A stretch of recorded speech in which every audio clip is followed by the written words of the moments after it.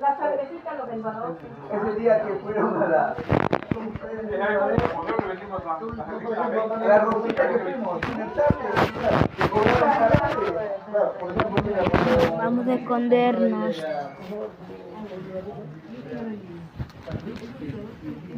Ya, con esto podemos ver.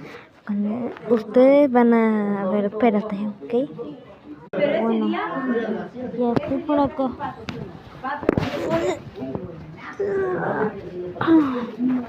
Ya me metí. Ya, ahora sí me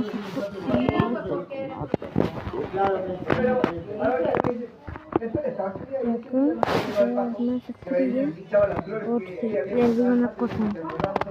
Mi gatito, mi otro, el segundo, no podía comer. El otro gatito ya no podría mostrarlo porque ya se me dio el otro.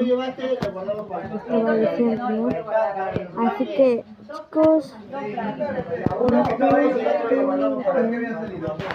mi gatito no quiere comer, no quiere nada, no quiere nada.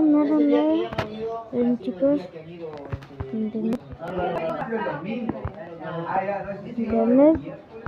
Bueno, acá el gatito ya no lo podré mostrar porque no sé cómo está mi gatito lastimado, porque ya muerto ya. No lo pudieron cuidar. Es muy triste. Bueno, me quedé con dos. El otro no quiere comer y él está caminando un poquito bien, pero